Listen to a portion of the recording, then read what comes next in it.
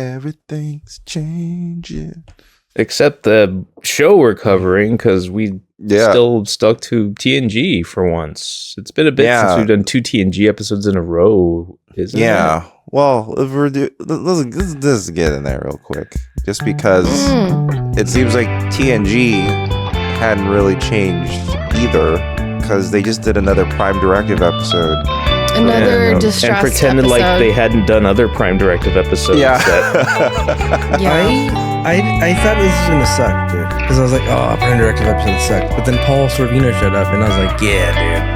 I like to think that this is that, like, he spoiler alert, that he decides that, like, he's like, I'll be a dad. You know what I mean? Like, this sucks, dude. You know? And he's alternatively, like, so here, wait. This is my alternative, like, reality of what happened, dude. He decides he hates being a dad, and he tells Worf, put me in a simulation where I'm a gangster. And they put him in the Goodfellas simulation, and that's how he lives out the rest of his life. Okay, so for me, I just think of him as, Law and Order detective man. And so I just think of him as like, no. I didn't watch Goodfellas enough to have that like base familiarity with him. I just knew him to be like a familiar face, but not from anything specific. But I hated his character in this episode. Oh, yeah. He's the worst. I thought he was going to start cutting like the garlic with the razor blade. And he's like, I'll show you guys how to make this sauce that my brother makes. And he's like, what sauce? He's like, spaghetti, dude. But you got to cut the garlic with the razor blade. Super thin. So it melts. Yeah. That's a good tip. But then, he was kind of a piece of shit in the episode. This is a 10. This is a 10 for me. Whoa. Really? It's a 10? Yeah. Is it just because he's here? Like, just because there's so many things. There's so many things that happen in this episode that I'm like, why? Ricardo's being so generous with the scores these days. I don't know. He's feeling very generous. See, this is the thing that, like, you had shitty episodes for a season. Like, this is the last season, right? Right. For all we know, we're never going to see these characters again, right? Like, it's going to be hard. We're only going to get them in cameos or stuff like that, right? And some of these have been snoozer fucking episodes. And at least this one was like, this is like a 10, I guess. Yeah. If you're also, talking about. Here's the thing: he's a piece of shit, but he's right. Like, so many times they violated the Prime Directive. Yeah. Right. So many times they've broken the rules. Like Picard's like, oh, I was a Borg and I'm compromised probably, but it doesn't matter. And like he killed, I want to say millions of people, dude. He was responsible for the death of millions of people, and we gave him a pass. We can't give fucking Uncle Paulie a fucking pass, dude. You know what I mean? Because he banged some chick and he got her pregnant, dude. You know what I mean? The episode makes it seem really like he only wants to save these people because he banged one of them. No, I knew something weird was going on though, because he was being all weird. He's probably going to enjoy a harem being their savior now. Yeah. Yeah. Let him do it, dude. He's like, look, I'm God to these people. Did he save people? Yeah, he didn't kill people like Picard, you know? It's true. He's definitely saved more people than... Technically, Picard should not be a captain. Picard should have been he should be in jail, dude, for the war crimes he's committed throughout the series. Right. But I'm just annoyed that this is about the Prime Directive. Yeah. And we're making Lego sets, you know, about Picard. Oh, we love Picard, dude. But he's a goddamn war criminal, dude. We cannot forget that, dude. Never forget, dude. It's like 9/11, dude. It happened, and then we've already forgotten, dude. We're making jokes all of a sudden, dude. We've forgotten that this guy is a goddamn war criminal, dude. And they shall not be forgotten in this fucking podcast, dude. Because I'm gonna bring it up, dude. And like, you know who 2 years after Wolf 359, like 2 years after Wolf 359, Picard was on Dancing with the Stars. See? Just dancing it up, dude. Buying Fords from what's it called? That Ford place up the street. What? I don't know what you're talking about. And I was trying to link up that fucking movie he was in that had all the Ford commercials. Oh, fucking Galpin Ford. Yeah, dude. Oh, yeah. Yeah. Okay, Galpin Fords. Dude. Fucking Safe House. Yeah, dude. Birthplace of my Aerostar. Yeah. You know what? I'm crazy. just saying, like, this guy, he's a piece of shit, but he saved people. He tried to. And also, he's actually creating people. If you really think about it. He's helping. He's race, infecting an entire species genetic pool with his cum. Yeah, forever altering their gene pool. do you guys remember? And there's so many goddamn fucking people in this show that I like recognize. You guys recognize Valaris, or what's his name? The guy that dies because he's so sad. Yeah, Valaris. He kills himself. Sorry. Yeah, he kills himself. Yeah.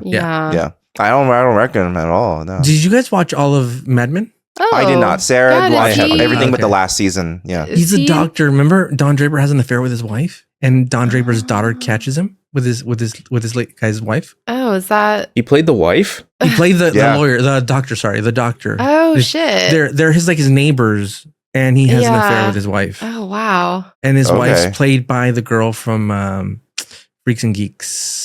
Oh yes. Okay. Wow. I knew he looked familiar. Everyone looks familiar. Yeah. But I'm like, and then his the dude that Paulie fucking bangs. She was the last thing I remember her just because I saw this a few weeks ago. She played Keke Palmer's mom in Good Fortune. So the one where she's like, we're gonna have a child. Yeah, you're gonna be an uncle. Yeah, you're gonna be an uncle. Yeah, but she's been in a bunch of stuff. She's been in. I think she's even been in like what's it called? The Star Trek adjacent show that's not really Star Trek. Seth MacFarlane show. Oh, the Orville. Yeah, she's been in the Orville. Yeah, that makes sense. She feels like she has been in a ton of things. I feel like this is your superpower, Ricardo. This. Well, we pointed it out a few times. where he can can always identify a side actor from anything. But it's crazy given the thing I remember her from. Insane. Okay, she's the mom in that Disney Channel movie, The Color of Friendship. The one about like this white girl from apartheid South Africa goes to like visit like a black senator's family. And then so what color was it? The color of friendship is to accept black people. That is the color of friendship. Because she then takes her ideas back to South Africa. And apparently it's based on a real story. And then apparently that girl, the white girl who came from South Africa, took back some of the end apartheid ideas and then was eventually like killed during a protest. So it's like a really intense story. Okay. Yeah. So the guy who plays Valaris. Yeah. The thing I recognize him the most for, like he was in Mad Men, but he was. Which guy's Valaris? He's the guy who was like, I'm the chronicler. I chronicle. Is that his name? Valarin? It's like some sort of V name. I thought it was Vorin or something. Vorin? Whatever, dude. Yeah, Vorin. Voltron, dude. You know? So that guy, there's a Woody Allen movie that I fucking love. Of course.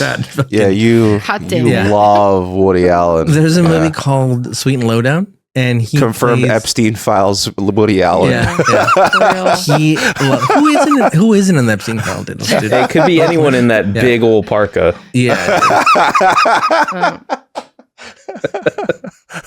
Sweet and Lowdown. He's like, you gotta stop spending money. Tell Sean Penn's character, you gotta stop spending money. He's like, one guy burned 20, I burned 50. Then he burned 50, and I burned another 100. And he's like, I can stop doing that. And he plays like his business partner or something, and he's really funny. He plays a character in that movie. All right, but he's a great character actor. He's been in a ton of things you've probably seen and don't. He's one of those guys that like we talk about all the time. That like he's just like a working blue collar actor guy that like you've seen in a bunch of stuff. Like a lot of these Star Trek folks. I'd forgotten that Paul Sorvino died. Oh right, Yeah. The brother? He's dead? Yeah, the brother. Also, the they're like, so like I don't look at IMDb Nikolai, and stuff, right? because I like to like find the actors. Like I'm like, oh, where do I know this guy from, right? So the show starts playing, and I don't know Paul Sorvino's in this, and then they're like Dimitri, his brother. I was like, have we fucking talked about Dimitri? Like, has he brought him up? And I'm like, I don't think he's ever fucking brought him up. And they're By like, Dimitri, you mean Nikolai, just to be checking, Sorry, right? yes, Nikolai. Just same fucking goddamn brushing. I asked the same just for the question. people at home, like Sorry, thank you. just to make Like, sure who's they know what we're Dimitri? talking about. I appreciate you, Dan. You're the keeper of the names. Stop getting annoyed. Sorry, dude. You're like the chronicler, dude. The chronic guy. So he's like, they're like, what's his name? Nikolai or Victor? Nikolai. Nikolai. Yeah, So yeah. they're like, oh, his brother Nikolai, and I'm like, have they even brought this guy up, Yeah. dude? And then Paul Sorvino shows up and he's like, oh, okay, that's not him, clearly, because this guy looks fucking Italian.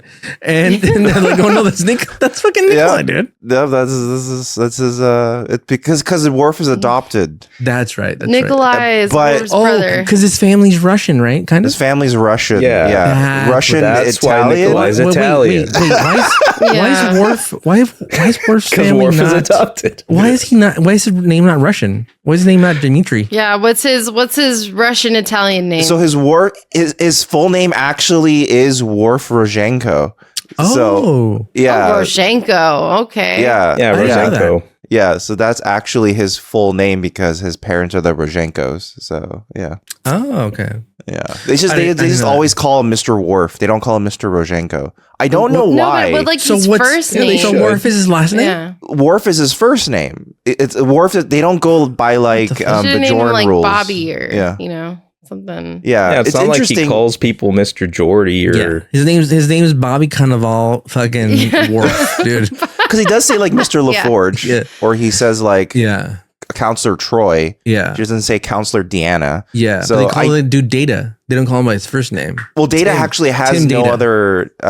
I guess technically you could maybe say his name is Data Sung, but he has never been identified that as That his would be name. so- yeah, if he's weird. never identified as such. They should then- call him Mr. Sung. Yeah, that Whereas- would be such a mind fuck. Mr. Sunni. But it's Yeah. weird. Okay, now There's a that I Woody Allen think joke about there, it, if you though, look. Worf never ever claims he's a Rozhenko. He always says, "I am son of Mog." So he like always like downplays Wow. his adoptive parents Yeah. constantly. That's what's up, dude. Yeah, he's definitely got some like hang-ups Wait, he's the there. son of a Mogwai? He's the son of his dad was named Mog. Was Uh-huh. that what it was? Yeah, Moog? I think that. Yeah. So he never acknowledges his adoptive parents. What a dick. That's a He's that's a Usually he move. doesn't. I don't Yeah, like that's that. true. I mean, were they good to him? And they're so nice. And they took Oh, care yeah. of his kid. Yeah, Oh, yeah, they took his kid Alexander, off his yeah, hands that's right. when he was freaking the fuck out, and then also what's it called? Fucking when he was a child, and he's like, I want to have a Klingon childhood. They were like, you know what? We're gonna do our best. We're gonna try to make Klingon meals for you. We're gonna try to get you to know your Klingon heritage, even though you're living on Earth. Like they tried their fucking best. Can you and look remind at- me like how like- he entered their lives? Were they looking to adopt or like what happened there? How did they He end was up with orphaned Worf? because of the battle at Kittimer. I think, so right? so Kittimer was basically assaulted by the Romulans, which basically left him as a Klingon orphan. Was he like and living there? Not at he was living there with his dad, I think, and his dad was killed. So he was then taken in by the Rozhenkos, basically, afterward. I don't know the exact sequence of events as to why he ended up with the Russians, but but he ended up back on Earth, and then they were like, we'll adopt him. And then Yeah. they- Okay. I'm just assuming the Rosenkos were nearby when he was orphaned. Yeah. It also seems like the Rozhenko's idea is sort of like thought of after the fact because Feels you like it. have because I think Sins of the Father is a season 3 episode. Let me see. Sins of the Father TNG. That is a season Is that when 3 we're episode. introduced to the Rosenkos?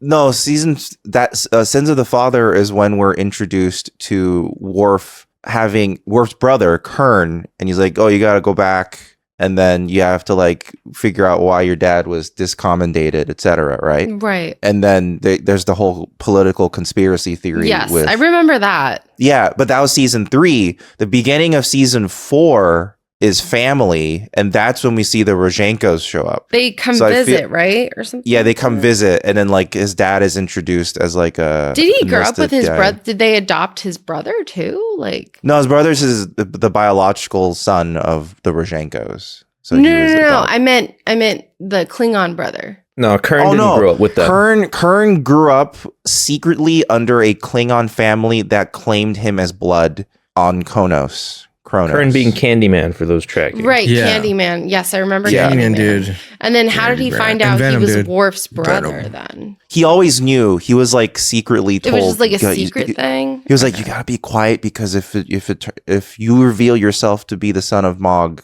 you will be like discredited in terms of honor. Or assassinated, right? Or assassinated, or yes, because Klingon politics the dad bullshit. was like disgraced or whatever, and so like everyone has to pay for it. Yeah, but then it was fake. It was fake. It was like a fake out. It was like a whole political thing. So we're deep into this episode. Do you guys want to do any of the stuff? Because I got a lot of questions. I got a lot of concerns. I got a lot of comments. Well, before we begin, we should point out that Homeward first aired on January. Yeah, Homeward Bound first aired on January 17th of 1994. I believe that does call for a bit of around the sunning. Right. Go and around we go. So the first off, to start with movies, on Martin Luther King Jr. weekend, we had House Party 3, which featured the usual kid and play, but also Bernie Mac, Gilbert Gottfried, TLC, and others. Gilbert Gottfried.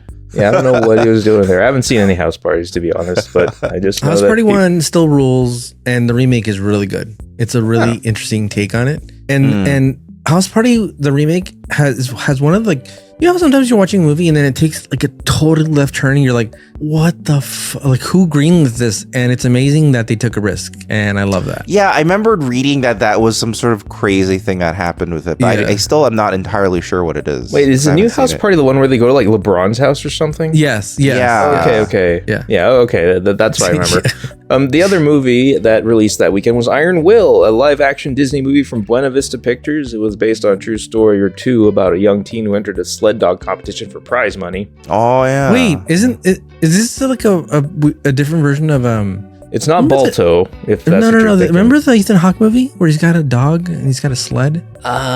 Was it Ethan Hawke? Well, Ethan Hawke wasn't in Iron Will, but there might have been multiple sled dog movies easily. There's a lot of dogs.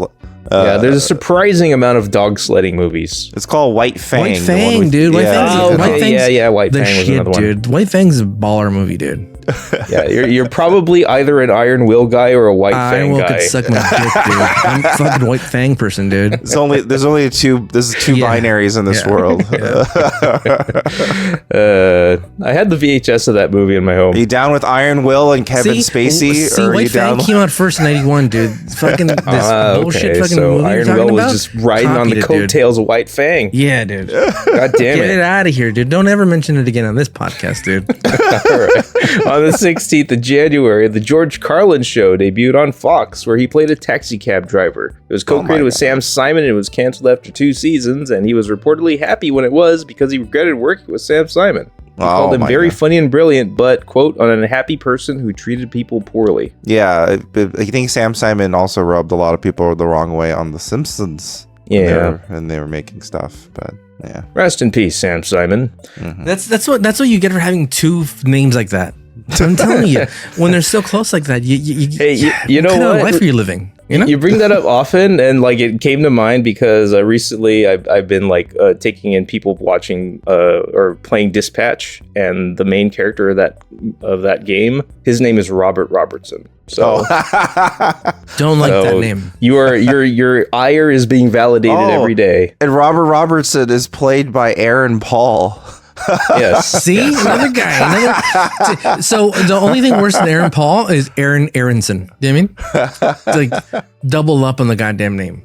So yeah, there you go. Also on TV, debuting the next day on the 17th, was a TV show that was created from outlines written by none other than William Shatner. Does anyone know about Tech War? The kids will have to learn about Tech War sooner or later. Fucking Tech War. Yes, it was originally conceived as a way to basically do TJ Hooker again in a futuristic setting, but it was ghost written by another dude for the books, and then later adapted to a TV series. It's set in the year 2044 about a former police officer was framed for dealing in a future drug called Tech, and also for getting his fellow cops killed. And so he's sentenced to cryo-detainment for 15 years. He's released early.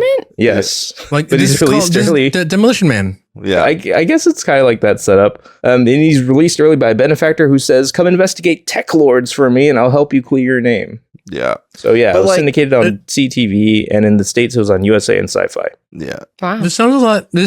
Sounds like Loophole, like a show where like you're like, well, it's technically like futuristic TJ Hooker. Do you know what I mean? Yeah. Right. Mm-hmm. Well, William Shatner just wanted a way to keep being TJ Hooker in different ways. I was watching this video where they were announcing the Joker so the Tim Burton Joker. They had never had a figure, right? Because they couldn't get Jack Nicholson to like basically give his likeness. Oh, rights. Okay. That's interesting because he was so insistent on like a cut of the. Didn't he insist on a cut of the merchandise? Yes. So NECA just revealed that in 2026 they're going to be releasing a Joker figure from Batman 1989. Sorry. Yeah. Uh-huh. Mm-hmm. And someone because it was like a life thing that they were doing, and someone asked like, "Oh, so you got the life rights?" And he's like, "What are you guys talking about?" And he's like, "Well," and he's like, the guy's like, "This figure is based on a 1989 comic book adaptation of the movie." And he's like, "Oh, so like you didn't have to get the life rights of a certain actor?" He's like, "What actor? What actor?" Yeah. Wow. No, this is Shazam. What are you talking about? Yeah. This is what Kobe looks like. All right, I have one last thing, and it was a fairly major thing for our lives anyway. On the 17th of January, which was the air date of this episode, it was also the day that a 6.6 magnitude earthquake hit the San Fernando Valley about 19 miles northwest of Los Angeles, becoming the biggest recorded earthquake in the area's history, also referred to nowadays as the Northridge earthquake. It occurred at 4:30 a.m. in local Pacific time, and I remember seeing lamps swing around and plates fall and break personally. 4:30 a.m. It always happens in the fucking middle of the night, doesn't it? Yeah. Well, this is the earthquake that threw me out of my bed. Yeah. Wait, this wasn't the one. Northridge. The Northridge. This was 4:30 a.m. Yeah. Yeah. 4:30 a.m. local time. I do remember that, if I remember correctly, it was still pretty dark, but I think like by the time we had rushed out into the car, the sun had started to just basically start coming out. But yeah, that was you that rushed was into the car. That's right. Well, back then, why was that the first thought? Because back then you didn't have what we have now. It was like, I don't know. Like the thing is, also back then we had which one was the one like in the late 80s? I remember that one had like a parking structures collapse, freeway collapse. So like to your memory was like, oh, if we don't get the fuck out of here, we're gonna die in this fucking building. So Northridge was also had stuff collapse, like yes. The double decker freeway collapsed as a result of that earthquake. So you didn't have what you have now, where you're like, oh, like structurally we should just go and So like your first instinct was like just run outside, dude. But we waited, and then my dad was like, let's go to the car, and then we grabbed a blanket, a can of soup, and then he's like, that'll feed all of us. What? 3 of us. Blanket, one can of soup. Maybe that's the one can of soup you remember seeing. What? So one time my neighbor's house, my back neighbor's house caught on fire, and I know everybody that doesn't live in LA doesn't understand this, but all the houses are really close together in the neighborhoods. So like there's a chance if your neighbor house catches on fire that your house might catch on fire. Yeah. That's true. This was in the middle of the night, and we got woken up like that, kind of like it was like 5, 4 in the morning, like that, or 3. And we all run out, and my dad's like got the hose out trying to, with our garage. So like it doesn't, jump over. Yeah. And he's like, he was like, grab something valuable from inside. My dad yells, right? No. So no, I'm making this part up, dude. He didn't. I'm remembering this story. So my mom's there. She's like she's got a robe. She's got my sister who's like really young, and they turn around because I was standing next to them in my underwear. They turn around and I'm gone, and they're like, "Where the fuck's Ricardo?" So my mom goes to get me, and I'm coming out the front door with my fucking TV. I'm the one who told myself, get something valuable from inside. I'm remembering it wrong. And my dad's like, why the fuck would you get your TV? And he's like, I'm like, I thought get something valuable. So this is valuable to me. Oh my God. It's a TV/VHS combo. Yeah. Oh my God. You're saving two things at once. And I can get it going. You know? You're like, I don't give a fuck. The TV's coming with me. Yeah. That's crazy. Fuck about your jewelry or bullshit, dude. Passports. You can make new memories. Birth certificates. You can't watch Teenage Mutant Ninja Turtles on your jewelry. Also, back then, Sarah, you didn't need a passport. You're like, I'm an American citizen. They're like, all right, come on. You're all you didn't need anything. Get in. Pre 9/11, it was beautiful, dude.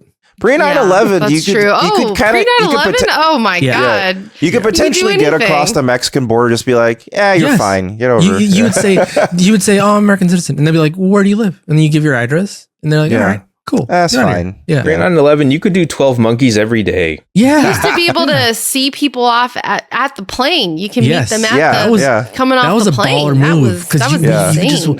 You could just wait for people at the airport for them to come in. You'd be like, surprise. At the gate. There's movies where people go, oh my God, you're home. They're all the way at when they exit the plane. Yeah. Like, all the way. Pre 9/11, you could put, my uncle did this. You could literally just wrap your shotgun in a leather bag and put it through the security checkpoint, and they're like, yeah, sure. well, back then, as long as you didn't have ammunition, you were live fine. Ammunition in the same, you're fine. That's insane. Yeah, they just open the bag up and I'm like, well, I don't see any shells in here, so you're fine. And then oh my God, you're like, is that a knife? He's like, yeah. He's like, okay, that's fine. It's a different world.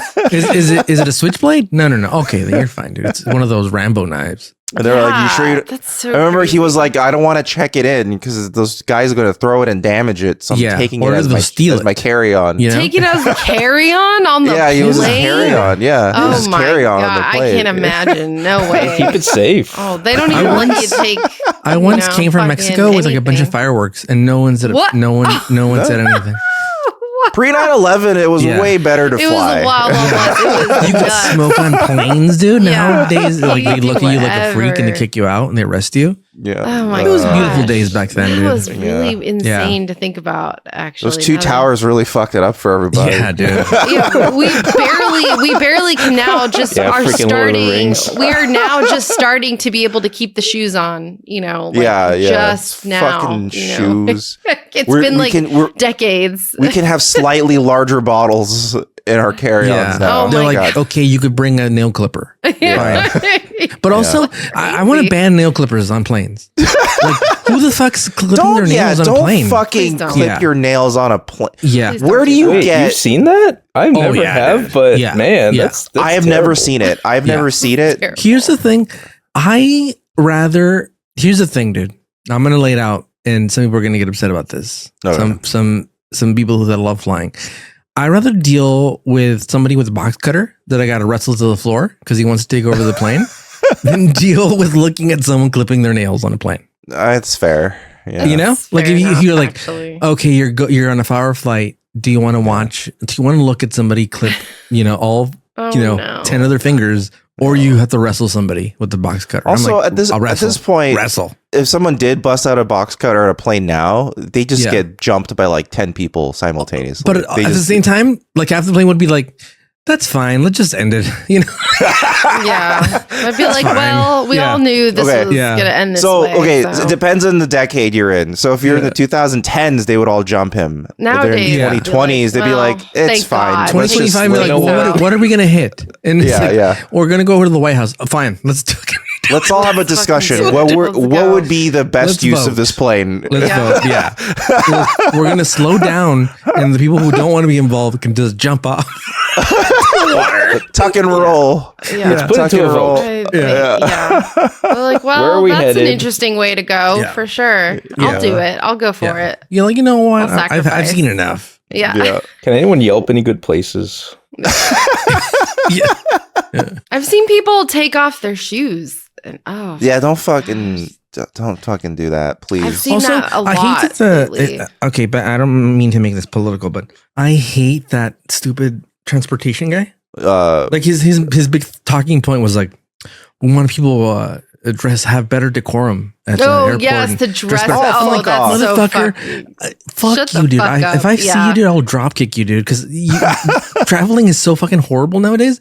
That's all I have is to go in sweats and like that's all we got. Slob. Yeah, that's all I have. So, and no one, you're gonna take my fucking sweats from my dead cold hand, you piece of shit, dude. Okay, so like 100%. I like Alton Brown. I think Alton Brown's a cool guy. But Bring once cookies? I listened to a podcast of him, and he was like talking because he has a pilot's license, so he can fly. And he was like, I don't get why people don't dress up at the airport anymore. It's like because you have your own plane, and you get to fly your own plane, Alton. I don't know what the last time you piece of shit. I don't know what the last time you fucking went on a fucking commercial airline flight was in coach. But it fucking sucks. It's so tight and cramped. I will start dressing better when they start treating us like human beings. How about that? Yeah. Once I have legroom again, maybe I will better at any point. Once they stop sardining us in and fighting us for our luggage, and it's hard enough to not take a box cutter. Also, then we will start. I mean, I will say that when I was younger, when I was growing up, definitely people like when we would go to the airport, I remember people like dressed up. Like my parents got dressed, my grandma would get dressed, like they'd do their hair, put makeup to get on the plane and stuff. I'd be like, what the fuck is this? And also, that's stupid. Yeah, like they would do, I guess it was like the culture back then, maybe, but like now we're kind of like, what the fuck? I think part of it is that like back then it was still a luxury to fly on a plane. Well, I think they treated you pricing, more. They treated you better, first of all, too. So So I mean, a lot of people treated it like a more formal event. They're like, oh, I'm flying by plane. Yeah. Oh, I put on a suit. And also, like, if you would perhaps maybe even see your family right out the gate, like you would be like a little bit of a better experience, To dress up nicely? Well, if you were going to like see family, maybe. I don't know. There's nobody in my family that I would want, that I would dress up for. Nobody. Even at a funeral, I'd be like, no. This is what you get. I'm wearing black fucking pants, dude. That's it. That's all you get. No slacks. Well, I would be more inclined if we were treated like human beings. But we're not. So no, I'd be inclined if I was with a different family. But no. It's a dumb thing to bring up anyway. Yeah. There's no conditions to meet. To me, that's true. To me, I could be in first class, and I'm not going to dress up. Not just oh no, yeah, that's valid. Just cover up and be clean. God damn it! Just cover up and be clean. That's it. If anything, in first class, don't let me see your dick or your toes. That's it. That's the two rules that I have. If you ever got to be in first class, you have more leeway to dress however you want, even more, because you have more personal space at that point. So at that point, you can get your own little pod. Yeah, fucking do whatever you want. Once you fly first class, it's hard not to fly first class. Yeah. I've never flown first class. I don't know what it's like. Really? No, I don't even know what it's like. I've done it once or twice. That's better. It's better that way. Seriously. Yeah. One random point. Do you think William Shatner named the Tech War because he really wanted to continue Trek and he was also jealous of Star Wars? And that's why he called it Tech War. Or possibly like those are the two buzzwords that he knew. He's like, everyone likes tech and everyone likes wars. Tech wars. He could have called it tech crimes because he's solving fucking crimes, dude. But what is he warring? You know what I mean? He's warring Trek. It's a war on tech, which are drugs. So it's technically a war on drugs. Yeah. I don't like it. That's why they're tech lords. See. Yeah, exactly. Yeah, I mean that's what their name did the thing. Like it's not like he came up with everything. A ghostwriter did. He came up with the title, right? Nicolas Cage. I think he came up with the title, but the ghostwriter. That's what I'm saying. I wonder if he was like, you know what, ghostwriter. I have a title. It's Tech War. but make it about T.J. Hooker. All right. Anyway, that was our trip around the sun. All right. Thank you, Dan. And you know what? Let's quickly thank our sponsor, Ekster, because Ekster is still doing sales I think Wow, by the time this episode comes out, they may not have the holiday sales anymore. However, you can always still get a discount at Ekster by going to ekster.com, putting something in your cart, and using our offer code Newbie, Newbie. That always takes an additional 10% off, whether there's a sale or not. And you could check out their collection of nice little wallets with quick access buttons, and their backpacks, and their duffel bags, and their travel packs. Is that offer code reusable? I believe so. Yes. Okay, so you don't need to be a newbie to use it. No, you could stick it in and try it out. Yeah, I think so. I'm pretty sure. I think a hot tip, maybe if it doesn't, just switch your email. I think that should work. So I think that should work. But again, head on over to ekster.com. That's ekster.com. Check out their collection of wallets, everyday carry stuff. Yeah, because they have like their little knife too with Wesson. They got all this stuff. They're expanding as a company. They have products at Macy's now. They're doing all this stuff. They're getting bigger. They're expanding. Yeah, so use our offer code Newbie. That's Newbie when you check out for an additional 10% off any order you make site-wide. All right. Ricardo, could you please tell us what happened in this episode? All right. So the episode starts off, and what's this guy's name? Dmitry Pachenko? Nikolai. Mm-hmm. They're like, I was going to say Corker. Worf's brother, who's on a observation station or something. So this is basically a worse version of Who Watches the Watchers, basically. / pen pals. Which one was that one? It's Who Watches the Watchers plus pen pals. Yeah, so this is the one. What are those episodes? Who Watches the Watchers is the one where they had like a secret observing station covered by a hologram on a planet. It was like in a Vulcan planet. They weren't in a like fake. And they were like, "Oh my God, Picard is a god." The Picard. Yeah, and then pen pals is the one where Data became friends with the girl who's had a distress signal. Yeah. What's her name? I remember that one. And he saves her in the middle of the night, no? He's like, come with me if you want to live. Yeah, he kidnaps her. Yeah. And then and they intervene in a doomed society to save someone. And that is the episode where they actually introduce the ability to mind wipe, which they couldn't do in this episode. At least they addressed it, though. I'm so glad they actually had at least a line to say, we can't do it this time. Yeah.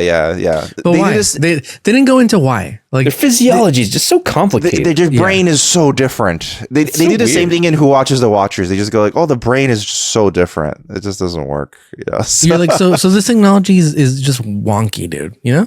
So anyway, so they say, hey, we got to go down and we can't. For some reason, they can't get a hold of him. There's some sort of stupid interference. And so they send Worf down there, and he finds his brother is all up in these fucking people's business, dude. And like, he's like, oh, I'm their leader now. And like, they send Worf down in post-surgery. So he's actually surgeoned up.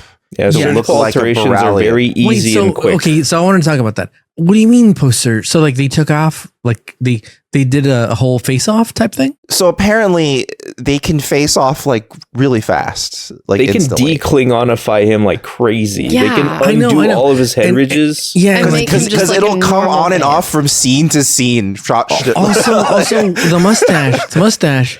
They just gave him like a full mustache, Yeah. That's his natural facial hair, right? I think that's his natural facial hair when he's not as shaved it for the role of Worf. It's like the best look at it natural Michael Dorn we've seen yet. Yeah, so I think that's Michael Dorn's just natural hair, and then Yeah. So technically, you don't come back looking the same. Like, so when they put you back to normal, because they flip-flop back and forth a couple times. So technically when he's back, also, he didn't know he was going to, like, I get it. Like, they were like, oh, this planet's going to end. But like, doesn't this take a little bit to heal or anything? Like, they're like, he's back, give him a surgery, dude. He doesn't want to look like this immediately. Like, because they come back and they're like, oh, let's go to this planet's going to blow up. And he's back to normal.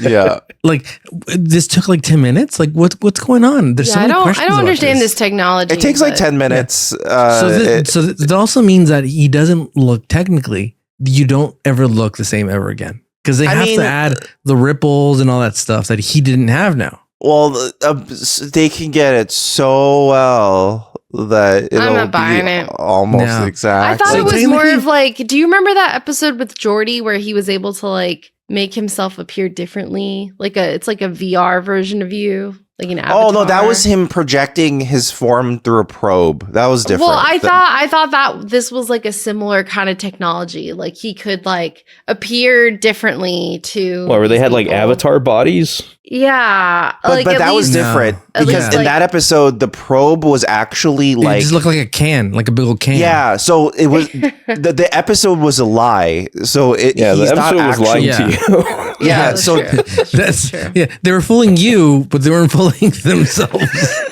Yeah, see, the only reason you saw Geordi or LeVar Burton is because the director was like, I can't have a can act. Yeah. So basically. Well, I didn't think it was like an exact thing. I thought maybe they could do a similar thing. So just send a can and go like, where's the can talking? Exactly. And he's like, Worf, is that you? I'd recognize that voice anywhere. Yeah. And Paul Sorvino's like, this is my brother, the can. Yeah. He's a seer. Yeah, he's a seer. He sees all. Yeah, I know. His name's Budweiser. It's just. I don't know. It's weird, but Budweiser Pachenko. Like the surgical alterations are so easy and fast that it brought to mind, like, okay, I know that there's that famous story about Picard being bald because no one would care. Yeah. But we have seen on many occasions that people can be smitten by visual attractiveness still. And there's no way you can tell me that vanity isn't a thing. So So like if I'm in this universe, I'm like, I'm getting everything from every race, dude. I'm getting the ears. Yeah. Yeah. That look beautiful. The big old ears from the dudes, what's Worf? Ferengi? Like people's faces should look freaked up, man. The ears. What are those dudes? The Ferengi. Ferengi. Yeah. Ferengi ears. I'm gonna get the spots like the worm people. I'm gonna get everything, dude. Everything in my face. Bling me out, dude. With all the races, you know. There really isn't a good reason as to why. And give me blackface. Just the face. Yeah. Everything else. It ends in my neck, dude. It's like I'm really tanned. Yeah. But it's so good that it's 100% convincing unless you see where the break is. So people keep getting really mad at you. Yeah, it looks like Frankenstein where they're like, they took another head and put it on him, dude. Yeah. A sexy ass Frankenstein. Like considering how proud Worf is of his Klingon ridges, I feel like he must feel a certain way about getting it surgically removed multiple times in one episode. Just to enter the holodeck. But did they remove them though? Because he's got that hood thing. See, that's what I thought was gonna be like. I think when I was what was a kid, with the hood thing? Yeah, and I would see this episode, I thought it was like, oh, the hood is just hiding his ridges. Mm-hmm. That's what I thought too. And I wasn't like observant enough, or I didn't see it on a clear enough TV enough to think. But his nose is different, so he's actually been surgically altered. Yeah. I thought it was like the Avatar from the animated show where he just wears like a headband to cover the arrow. He's just using a hood to cover the ridges. Okay, you just thought that covering his forehead was sufficient. Yeah, but that's obviously doesn't make any sense because his mustache is different. And I also thought like it just looked cool. I'm like this he looks cool, man. You know what I mean? You know what he looks like a little bit? He looks like a medieval knight. He's got like the male thing on. He also looks like look up this character from the Spanish show called from the Renaissance. El Chavo del Ocho. Look up El Chavo del Ocho. He looks like El Chavo del Ocho, and tell me he doesn't look like that, dude. He looks the guy with the suspenders on one side. Yeah. Oh, with like that hunting hat with the ear flaps. Yep. Yeah, got it. Okay, it looks like that. Yeah, got it. So I thought he was going for that. El Chavo del Ocho reminds me of Ernest. Well, Ernest, I feel like copied his style. Yeah, dude. he does look a lot like him. Yeah. He kind of reminds me of Ernest. So he goes to this planet, and then he's like, "Oh, Paul Sorvino's like, oh, my brother, he's a seer, and he's this thing." And I mean, that line works way too many times. Yeah. These people are dumb as rocks. Yes, they're very dumb. Yeah. That's why the guy killed himself because he's like, I'm so dumb. But I kind of feel bad. Like Nikolai's like taking advantage of, like, I don't know, he's very deceptive towards them, and it's very uncomfortable. That's why the whole episode feels like he's just taking advantage of a primitive species so he can fuck them. That's what it feels like to me. He fucked her, got her pregnant, and then... Well, he didn't fuck all of them. He fucked one lady. So far. That's the thing. Yeah. Like, he's going to use his like cultural technological superiority in the future to like keep taking advantage of them. You know what I mean? Yeah. Like, and they're just like trusting him, right? Like they're blindly like, all right. He should not be allowed. Why did they allow him to stay with them at the end? Well, that's at the end nuts. because he fucked her, dude. He fucked the girl. It's only right that he raises a kid, dude. But so you're going to give him a free pass on like not raising a kid, dude? Well, Starfleet should have been like, you fucking... Okay, we're gonna get there. Okay, continue. So he says, so he's like, I gotta talk to my brother alone. And this kid, by the way, I recognize him right away who he was, but for a split second, I thought he was a kid from fucking Hook, that stupid movie I fucking hate. You know what I'm talking about? His son. Thought he was fucking Dante Bosco. Yeah. No, not Dante Bosco. You thought it was Cosmo. Robin Williams' actual son in the movie, right? Cosmo, yeah. I think his actual name is Cosmo. Like the kid who wore the baseball jersey? Yes. Okay. Oh, okay. Yeah. Dante's not his son, dude. Come on, dude. It's like you've never seen that movie. Look, you mentioned Hook. People only think about one kid, okay? There's no other fucking kid. What do you mean? There's 30 kids in that movie. I was tracking with Ricardo. I knew who you were talking about. Actually, this guy might have been in Hook, now that I think about it. Oh, really? Okay. I'm looking now. The Verino guy. Wait for the good pitches. Well, I was thinking of the guy. His name's Charlie Korsmo. That's who I thought it was. Okay. But then there's another kid that looks just... this kid named James Mandio, who was in also... I think he was in The Sandlot? Was this guy in The Sandlot? Anyway. Maybe. Anyway. So I thought he looked like a lot of people, but anyway. But then I realized who he was, and this guy's curious. He's the keeper of fucking... He's like making a Bible and shit. And I thought... Oh my God. This is an interesting point because...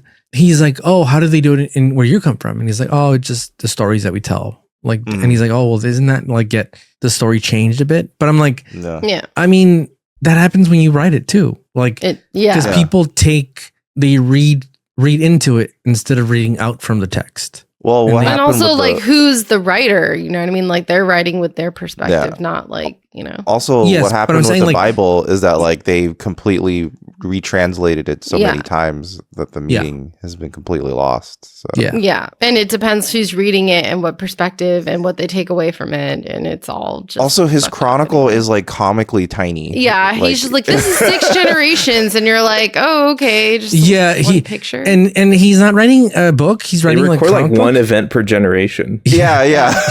And his is not like it's not like really a book. It's a comic book. He's got like 3 like panels, and he's like, this is where you show up and you help us and you save us, bro. Yeah, he had like, 2 panels show, and he says, "This is our village, and this is when you showed up." That's all that happened so far. And then he's like, these are the only ones I saved. And then at one point, he loses it.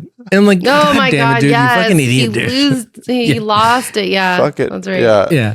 And so he says, his brother's like, oh, we got to save these people. This planet's gonna. He's such a good chronicler. Yeah. And so he's like, oh, I'm gonna take my brother and we're gonna go to the surface. And the chronicler is like, the chronic guy's like, well, let me go. I'm really good at like knowing the land. He's like, no, you stay. You're an idiot, dude. You fucking lose chronic all the time. And so they get beamed up to the ship, and basically Picard's like, yeah, you're not going back, dude. That planet's gonna die. We're not gonna let you like violate the Prime Directive. You already did too much by like talking to them already. You're going to hell, dude. Yeah.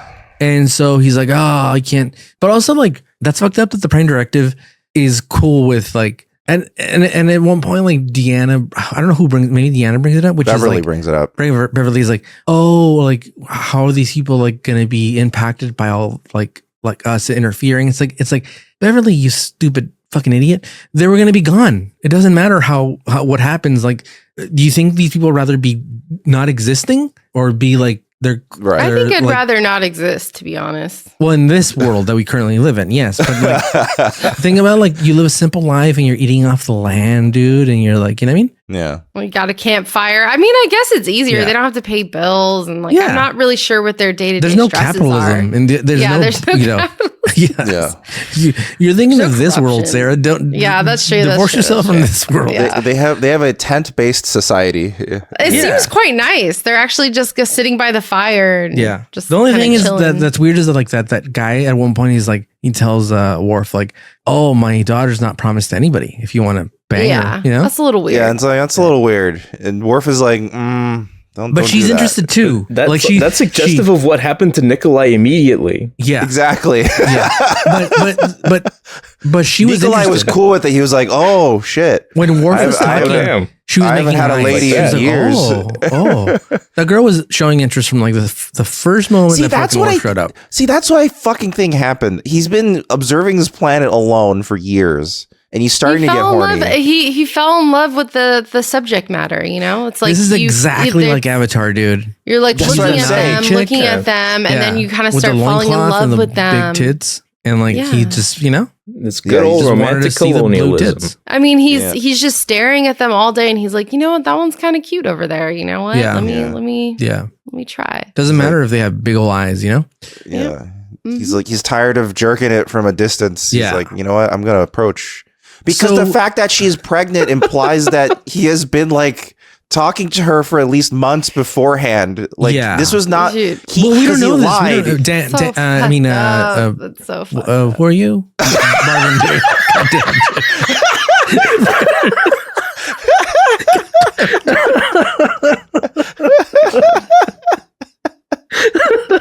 Took 1 week off. This is what we mean. This is what we mean. Took 1 week off.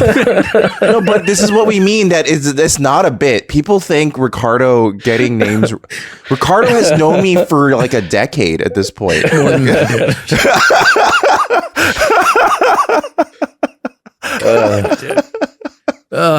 So because when I panic, I'm like, what the fuck is your name, dude? But random child actor from like the 70s, he's like, yeah, definitely got it. Yeah, it's on the screen. It's on the screen. Yeah, it is on the screen. I just realized that too. It is spelled out on the screen. Who we all are. Right under your face, dude. So I forgot what I was going to say, dude. Something about Portugal. You don't know. You don't know. Oh, like, I remember. yeah. You think this guy's a smooth talker, dude? It didn't take months. This guy, a week, dude. I give him tops, dude, and he was banging her. But assuming their physiology is similar enough to a human, you don't know you're pregnant in a week. Hey, you have to Dan, wait like a month. 2 Dan months. and Marvin, dude. Whoever we're talking to.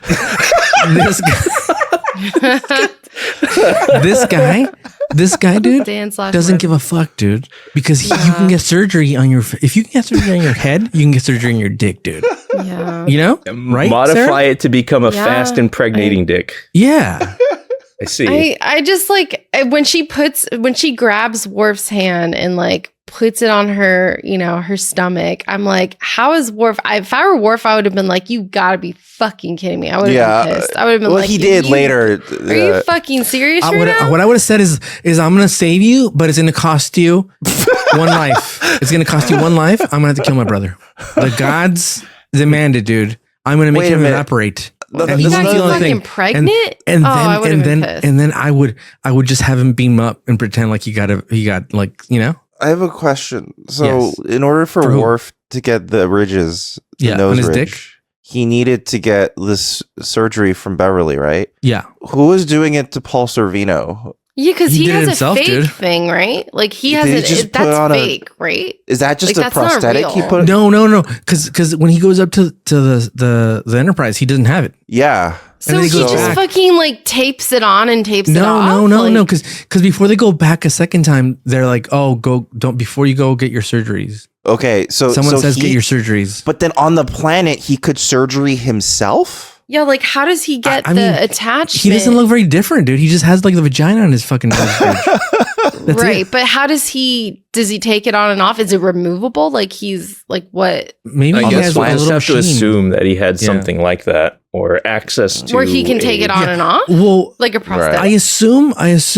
This is what I assume, that if he's alone, because there's nobody else with him, he's alone. you have to have a machine that you're like, if you get like an emergency appendicitis, there's got to be a machine that gives you like surgery. Like an auto doc. Yeah. Okay. There has to be auto cosmetic surgery fire. Or anything. Like what if like I have like a really bad toothache or something, like, and it's gonna be weeks before somebody picks me up. Something's got to fix this, dude. Yeah, I'm not gonna do it like Castaway situation. Like Castaway, where I'm gonna knock it out with a fucking hockey fucking thing. Yeah, that makes sense. Hockey skate. Yeah. You got to have some sort of like robo doctor who's doing it over there. That makes like sense, RoboCop, actually. But all he does is surgeries. RoboDoc. All right, we solved it. He's like, what do you want? Big boobs or a big dick? Because this is a major, like everyone goes for that. This still has a data spike. Yeah.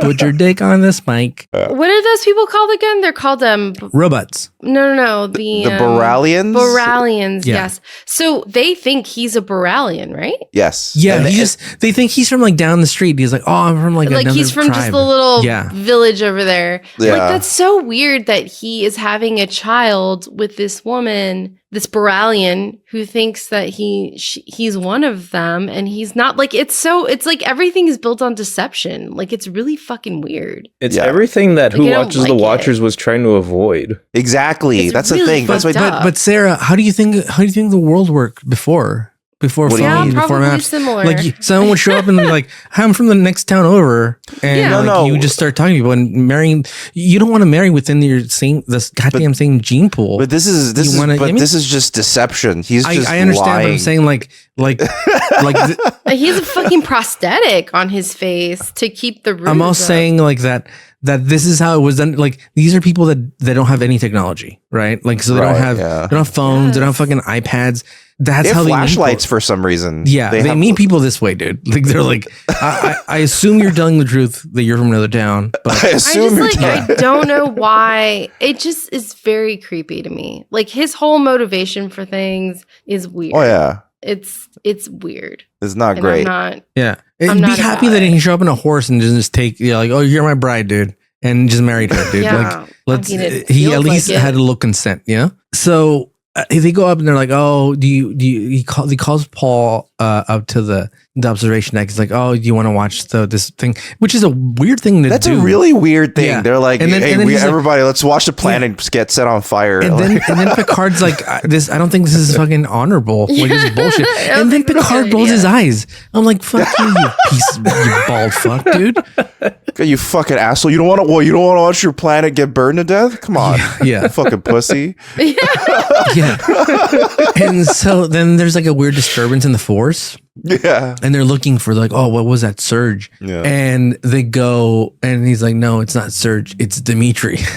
And so they go, and Worf immediately knows. They're like, oh, my brother's up to something. He instantly knows something's up with the holodeck. Yeah, he goes there right away. Yeah. Which, by the way, I don't like that Worf could just bust into a holodeck like that, dude. I get he's a security officer, but like, I don't want Worf surprising me, dude, in the holodeck. Well, apparently the fucking Rozhenko, his brother, could lock it down hard enough. Yeah. That even his access code didn't let him in. Who knows what he's done? Wait, how did Worf get in? Like, eventually, what was like the access method he used? His brother let him in. His brother was just like, oh, he just let him in. Okay. Yeah. So his brother was in there, and his brother had made like a little pocket thing universe. Yeah. Where they were living replica of the caves they were already in. Yeah. Yeah. And they were already on the holodeck. So this plan is extraordinarily stupid the way he's doing this. So many holes.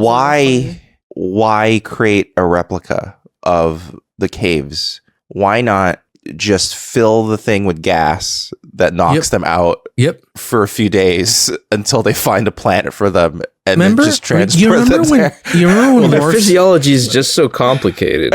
Well, they wanted to ease them into the idea. They didn't want to like shock them. That was the whole thing. Yeah, but even the stars might be different. Think about this, though. Shut up. Yeah.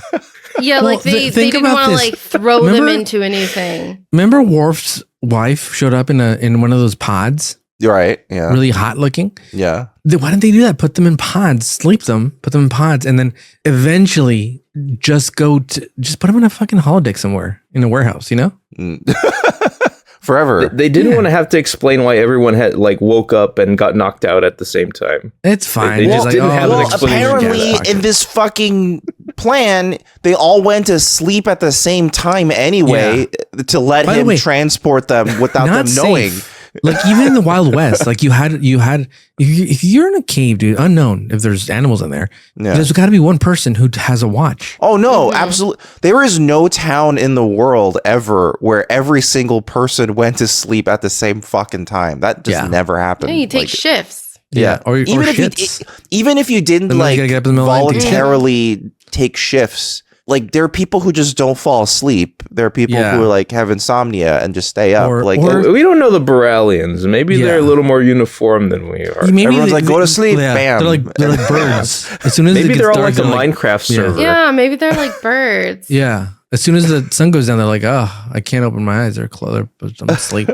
But anyway, they all go to sleep. And then, by the way, how did Paul Sorvino fuck this lady, dude? These tents are tiny as fuck, and they're right next to each other. I guess the Boralians don't care. Fucked her a while ago. I guess they're just okay with it. Yeah, they're like, oh, there it is. Paul's going at it again, dude. Just huffing and puffing, dude.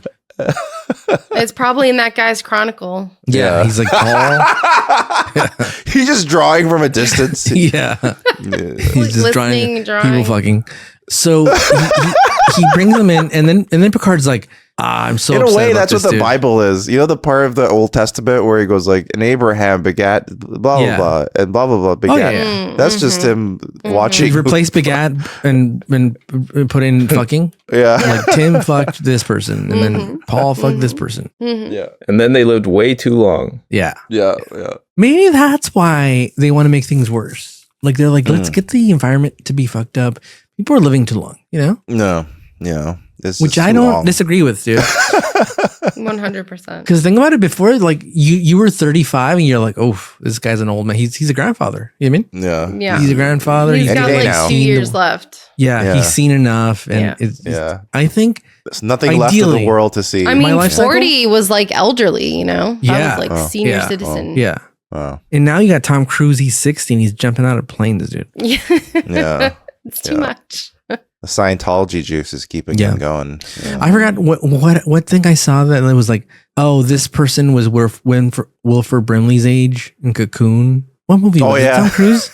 Was it like Tom Cruise like 20 years ago? Was the same age? There's like a thing where like actors looked exactly like fucking Paul Rudd. Paul Rudd is like now way older than Wilford Brimley was. Yeah. When he did Cocoon. But also, like, for Paul example, Rudd's a vampire too. So he's a vampire. The guy who plays Hank Schrader in Breaking Bad. Yes, he looked exactly the same as he did that way in Starship Troopers. Exactly that. Yeah. And fucking Total Recall. Exactly the same. He's never changed the way he looked.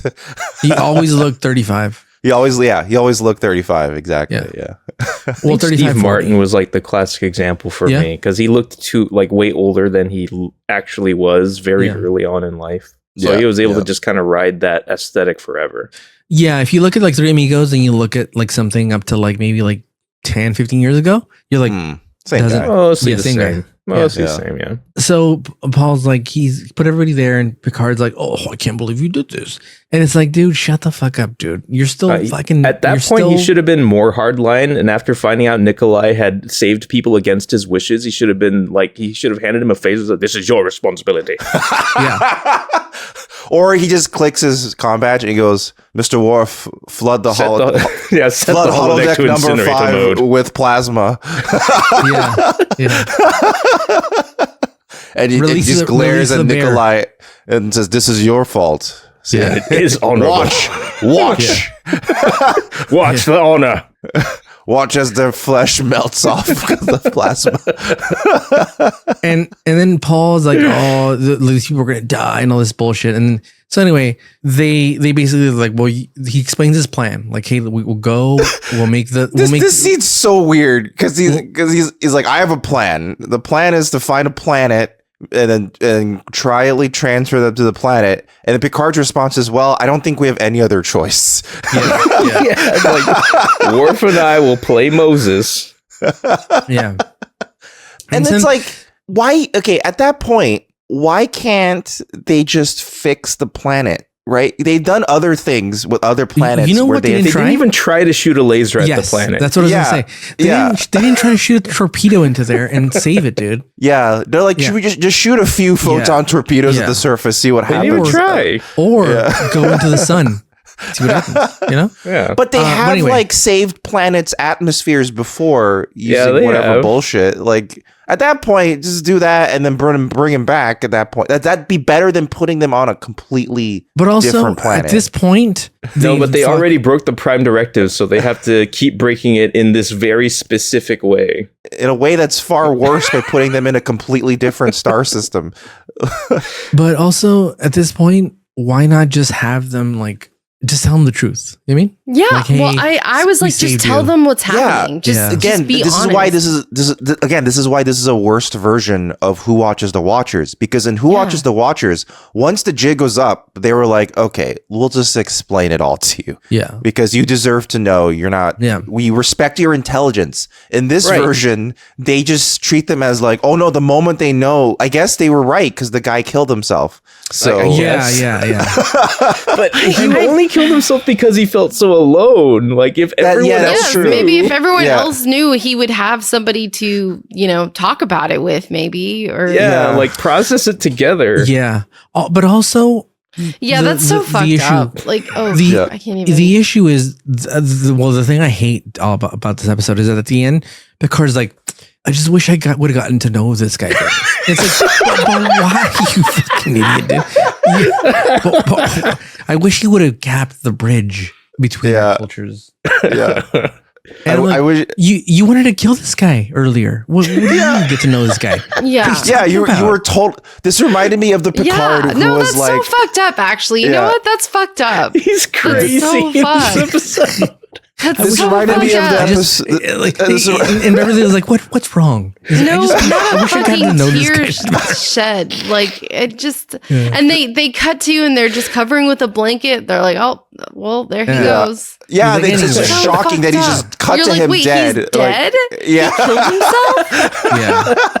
Like that's devastating. This poor guy couldn't live with the secret of because he felt so alone. Like it's terrible. Yeah. If you're gonna lie, then just because at one point they're like the holodeck's not gonna hold. Like it's just gonna reveal the wall. Yeah, it's why gonna not break. go? And then like they did this trick where they're like, oh, the holodeck was showing through the water in the little thing, and it's like, oh, it's a prophecy. It's like, why not go full in? Go. The prophecy is I'm gonna change this. I'm gonna like the Matrix. I'm gonna show you a world. Oh without man, limits. yeah. If he was thinking on his feet, like yeah, right. I mean, at that point, just fucking say whatever.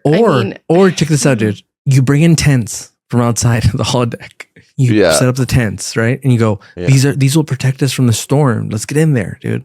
Everyone gets into the giant tent, dude. Like they did near the end of the episode. Yeah. You close the tent and then you repair it for a couple of hours, and say you can't come out because okay, that's the thing. There was like a billion different fucking solutions they could have done. They could have knocked them out. They were like, okay, if they were like, okay, we're gonna go ahead with this stupid holodeck trick, but it's failing, right? Then knock them out for a bit, fix the holodeck, then turn it back on and be like, oh, continue the journey. The simultaneous sleep was a prophecy or whatever. Or you could have done the tent trick where they're like, everyone huddle down for a while. We need to like not see the sky for a bit while we figure out what's going on. Like there's like a billion things they could have. Or you can just tell them what's going on. Yeah, or you could have just done that. They're literally all living on borrowed time officially as of the holodeck save. Yeah. So after that, and just be like, you know what? Here's the deal. Here's the fucking deal. Y'all were gonna be dead. Like and this is a way to live. There is no way their culture. But if you guys want to kill yourselves, well, you're welcome to.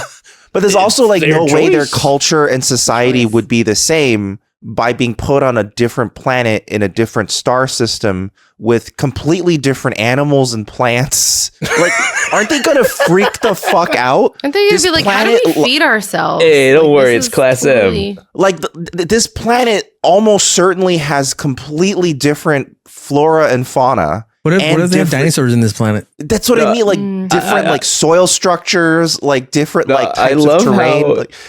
There's a great scene where Beverly and Data are like debating, like, okay, how about this planet? No, it's like it has this circumstance. Okay, this one maybe. It's so much responsibility deciding the fate of a civilization. All right, that planet. Well,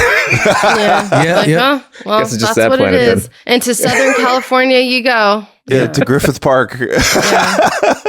and so Geordi's trying to fix it, and like things keep like getting all wonky, and then this dude loses his goddamn fucking history book, and Worf goes, "Yeah, go ahead and look for it, dude," and he leaves the holodeck, and he realizes he's in a goddamn holodeck, and they tell him the truth. And he's so sad he kills himself. He is freaking the fuck out. Like he is not handling it. He cannot take it. At one point he's crying. He's like, I can't.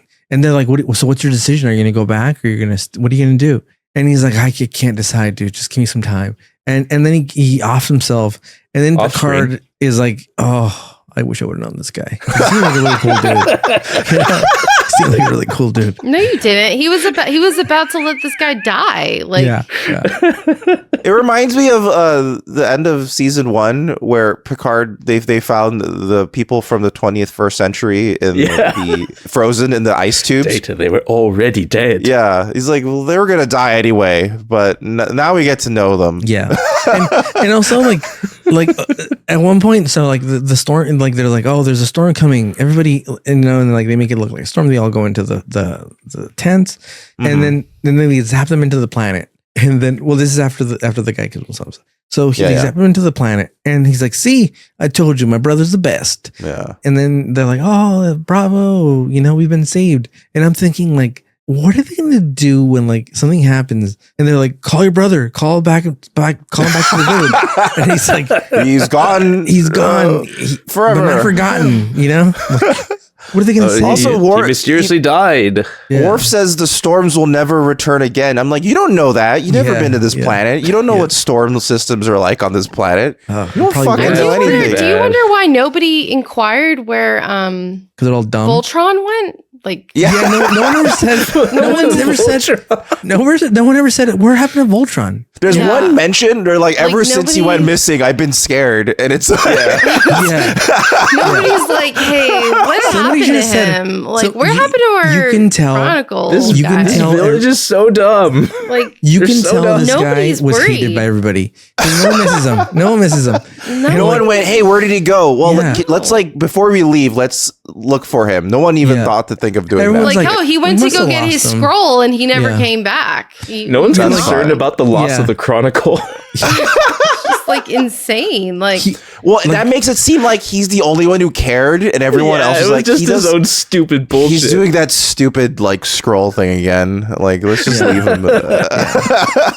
I don't know. I feel very sad for this man. I really do, for Voltron. And that makes Nikolai seem like a really bad anthropologist because he thinks that's so important, when in reality the rest of the village is like, no one cared. That was the weird guy in that village. Fine, dude. He was a loner anyway. He was like he was like on the verge every day. Like, I don't know.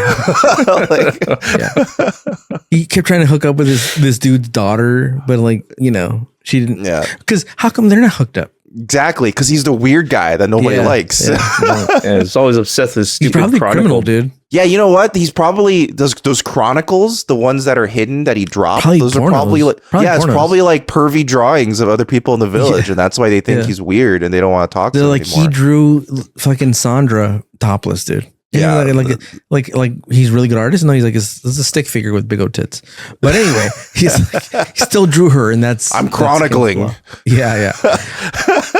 So he basically like the whole episode they're fighting, right? The brothers are like, oh, don't bring up things from the past, and he's like, you always do this, brother. You're always a piece of shit, dude. Remember when you joined the mob, dude? And so at the end, he's like, all right, all's well that ends well. And he's like, I'll tell mom and dad you're doing well. And it's like, so now you're gonna lie to them, dude? Like, also, all's L that ends well to what? All we knew is that the brothers don't like each other. Yeah, for some reason. They never solved their issues. But here's the thing: is that this episode is so wonky that I loved it. I love I just wish, because the thing is that like it just here's why I loved it. It showed you how hypocritical stupid Picard is, dude. That he when he breaks the rules or someone from his fucking like the Enterprise breaks the rules, he doesn't give a fuck, dude. He gives them a free pass. Beverly will kill people. Wesley will kill people. He'll like he almost eradicated the human race, dude, as Borg. And no one cares, dude. Mm-hmm. But this guy tries to save like 10 people, dude. There's like 10 of them, dude. 15. Yeah, there's only like 10 calls. Yeah. Like, And everyone's shitting their fucking pants because this guy like broke the law a little bit. Like now, like I'm all in on this episode because it shows like how ignorant like Picard is for like. And then at the end, the fucking balls to be like, I wish I would have known him. Wish I had more time with him. Yeah. For what, dude? For what? And I stand by my 10, dude. I stand by my 10. You're at a 10. Okay. Yeah. I like how being like so, or I like how Picard being that much of an asshole is why you think it's a 10. And also it had Paul Sorvino, dude. Yeah, I think I like to think. I feel like that's a bigger factor here. Yeah, dude. And that's I a like much bigger factor. I like Goodfellas, dude. And I like to think that you just love Paul Sorvino. I think that's at the end, he's like, you know what? I don't like this wife and I don't like this goddamn fucking kid. Get me out of here, dude. Do me a solid, brother. Put me in a world, put me back on Earth, and I want to be a gangster. And boom, you know?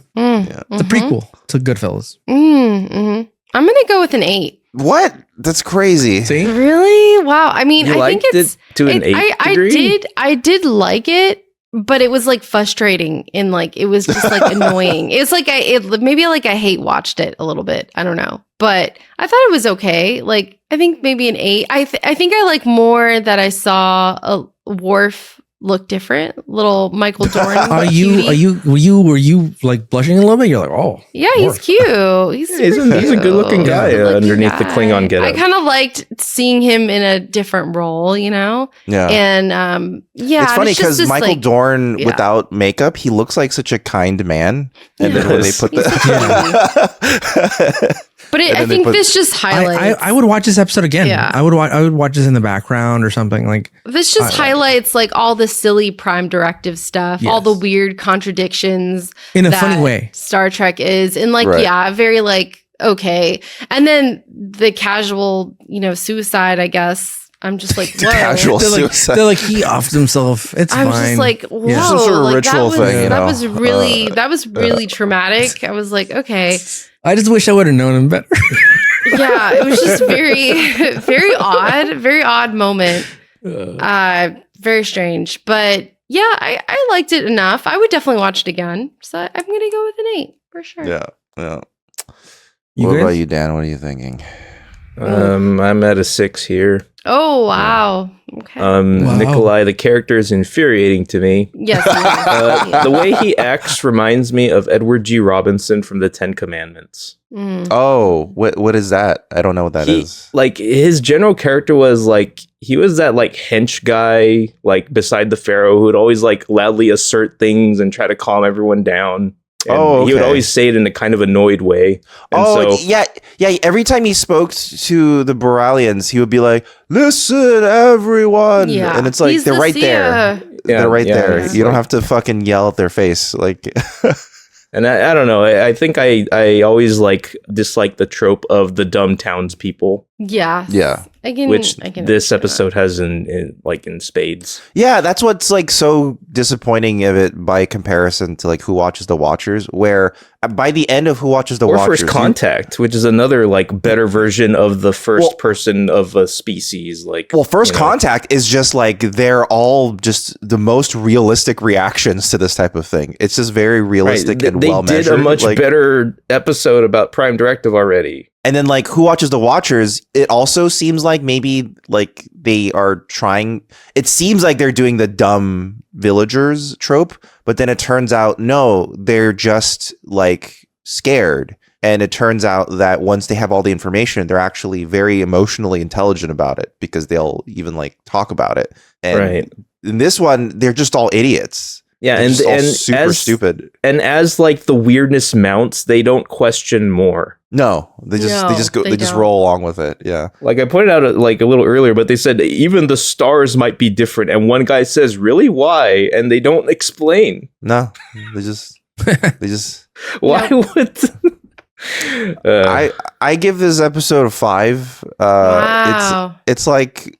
I guess in one hand I agree with Ricardo in that it's watchable in the background. I think if it comes on, I'm like, this is fine. Whatever. It's watchable whenever Worf is on screen with like the getup on. Like I like his look with that costume. Right. But the thing is, the moment you think about it logically at any point, it's infuriating. Like it doesn't do a Prime Directive episode well, and it doesn't do an exploration of Worf's relationship with his brother well at all. There is no point to that relationship at all. Like it didn't just need shows to be up. Worf's brother. Yeah, like that's one of the more disappointing parts is that like his brother had been mentioned a few times before. And you're like, okay, who is his brother? I wonder when he'll show up, if he'll show up. Because, Geordi's sister has never shown up. I was curious about that. I hadn't remembered if they had mentioned Nikolai by name or ever before, like, I think I recall hearing his name like once or twice, and that's about it. Yeah, I think in season 1, they talk about how they went to Starfleet together. And I think in, like, Family, they talk about, oh, Nikolai is doing well or something like that. Oh, okay. But cool then. It's like too bad it was wasted like this. Yeah, that's the thing. It's like he shows up. He's also. I feel like Paul Sorvino was kind of just like phoning it in. I think he just wasn't like caring about what's going on. He's like, whatever. I'm just here getting a paycheck, and like it doesn't feel like there is any point to his character. He's just yet another. I want to get something my way kind of character, but his relationship to Worf has no meaningful connection. And then on top of that, it's like not a good Prime Directive setup, in my opinion. Like, because they don't do anything like interesting with it. They just basically What are you talking about? Picard was sad that he didn't get to know this guy. I don't understand what your problem is. Because if you're gonna do a Prime Directive thing, you might as well like try to explore like an interesting philosophical idea. No, they've tried that. They've tried that and they failed, dude. In this episode, they've used it just to be like to show how stupid the Prime Directive is.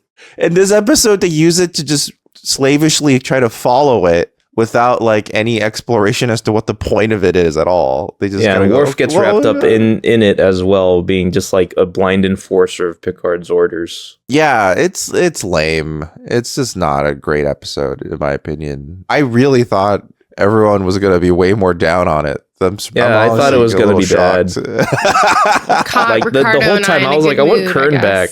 I want Candyman. He's the cooler brother. Oh yeah, Kern is way cooler than Rojenko. Yeah, for sure. They should fight. Yeah. Oh, Nikolai would get fucking destroyed. Like, it's fine. That'll be a funny fight, though. Like, there's some funny fights lately. I forgot to do the Discord rating this week, so oh my god, there is no Discord rating. It's my fault. Marvin. I'm sorry. We might hear from them Marvin. Eventually. But I am curious to know. In fact, I'll do it retroactive because we have such varying ends of the scale. Yeah, I was waiting. I was really wondering what everyone thought. So I'll put the poll up, and then next time we record, I'll just let everyone know. Although Ricardo will have forgotten what we had just watched. Yeah, so, it's all right. But we can revisit this later. We can put the cap on it. So that's Homeward. Also, again, okay, this is the thing I was going to be like, why would the Federation let him stay? I don't know, man. Isn't that it's like fucking they didn't crazy? Know. Like, why would that be allowed? You know what? It's not like they made it explicit that it was even like public or like known to others, aside from Worf and Nikolai, that he had impregnated that lady. Maybe it was just a secret between them. Yes, but if it was a secret, even more reason as to why are they letting him stay. Well, I mean, like, it's a secret only known to Nikolai and Worf. That she's pregnant. Yes. But then why would if the Federation doesn't know she's pregnant, even more reason as to then why would he be allowed to stay with them? It does further continually violating. The whole point of this was to fix the Prime Directive fuck up.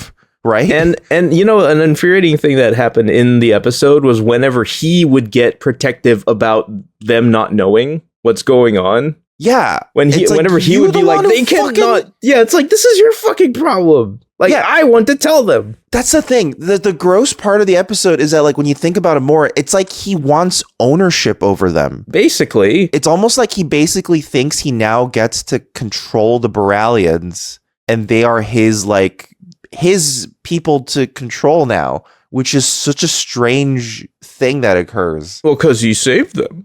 He deserves it. It's so weird. A little bit of a savior complex, one could say. Yeah, a little bit. Yeah, it's like a savior complex almost. Yeah. Yeah, it's definitely disturbing, but I kind of like it. But I kind of like it. I kind of like it because you're just like, that's really fucked up, and he's disturbing, and I don't like him, and I don't think his motivations are good, but I'm interested. But the episode keeps framing him. Yeah, I don't think the episode means to present him in that light. Yeah, the episode continually frames him as like, he's kind of a cool guy, though, you know? Like, like he has a good point. He's just a chill guy, dude. He's a chill guy. Maybe back then they thought differently. Okay, bottom line, it is true that had it not been for him, the civilization would have completely gone extinct. This is maybe it should have, Dan. Maybe it should have. That is the real question. That's the way life works out. That is the real question. Like life always finds a way. Life, yeah. Or, you know. Also, when the holodeck sky starts freaking out and it looks like a storm and Worf and brother are about to fight, Paul Sorvino gets in like a kung fu pose. Yeah. Oh, I don't think I remember. He busts out like cat claws and you're like, okay. Nice. All right. He's taking a page out of Whoopi Goldberg's book. It even has shades of that one other episode where Miles had to play like the storyteller guy. A little bit, yeah. And another like dumb village episode. So, well, all right. Well, that was Homeward. We'll have the score for you next week, or next time, I should say, because I forgot. But the Discord score. You heard our Discord score. Yeah. But if you guys are into it, a discussion, it'd be cool. Give us a like, a rating, wherever you are. Apple Podcasts, YouTube, Podcast Addict, Spotify, all these different zones in the world where you listen. Listening to zones. Yeah. Also, you guys check out our merch store, fugitiveframes.store. Got a bunch of fun t-shirts and stuff up there. You got the This Machine Kills Fascists Batleth t-shirt, but we also have like a trucker hat. We have a t-shirt with fan art that one of our fans, Scalarang, made, which is really cool. It's a really cool design. There's prints of that up there too. All this stuff. Just go to fugitiveframes.store. And also check out our Patreon/YouTube membership. Both of those are only $1.99 a month, and it gets you early access to new episodes. It gets you discounts to merch from that fugitiveframes.store place you're talking about. You get dynamic ad-free versions of those episodes, access to the private Discord, access to live streams when we finally start doing it, because we haven't gotten a chance to do it yet, but we're going to do it, and all that stuff. You can head on over to patreon.com/newbie Star Trek. Shout out to our Discord members. Yeah. Shout out to the Discord community. You guys are great. Yeah. Love reading the messages. Love talking with everybody. I lurk a lot in the background, but I love. Yeah. Sarah's a lurker. I love all the conversation. It's a fun time over on the Discord channel for sure. Yeah. So patreon.com/newbie Star Trek. Also, if you guys ever want to send us an email, you can always email us at contact@newbiestartrek.com. That's contact@newbiestartrek.com. This week, letter from Katie. Katie writes, "Hi, Marvin, Sarah, Dan, and Ricardo. I started seeing your clips on Facebook. Wow, interesting. Wow. I don't post to Facebook. Interesting entry point. Crazy. That's crazy. Years ago, and always found them entertaining, but I never checked out the podcast because I'm usually not a podcast person.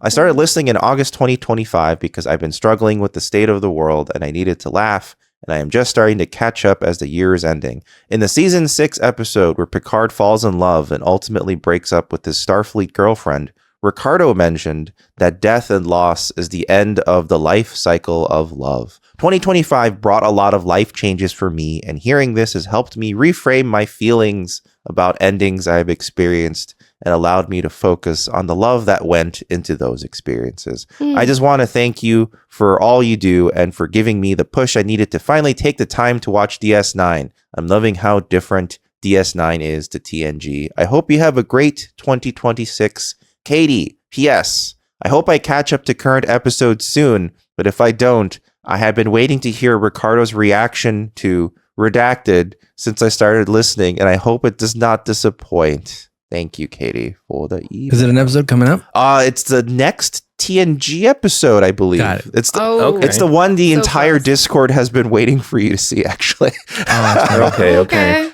Wow. Okay, Finally, Ricardo dropping context. some nice advice there. Yeah. That I'm sure you don't remember giving. Yes, I didn't want to be disrespectful. I don't remember saying that, but it sounds like something I would say. Well, because I think you said it in the context of that episode, Picard has to give orders to his girlfriend, and she almost dies, right? Yeah. And then they go, well, we can't be together anymore because I don't ever want to put you in that situation again. And then you were like, that's bullshit behavior, because that's entirely what, like, you could die at any moment regardless. So it's like, it's bullshit to not be in a relationship just because, like, you might be put in a situation where that could occur, even if you really like each other. So yeah, that was the Ricardo quote. 100% agree with myself. He's like, yeah. Also, that episode was kind of bullshit because it was like, well, he was like, you could leave your post at any time. Yeah. But he never goes, well, maybe I could step down as captain. He never thinks about that. He always goes, well, you could leave your selfish, post. Dude. He's incredibly selfish. But that was nevertheless, it helped out the listeners, so that's good. Yeah. Katie, that was beautiful.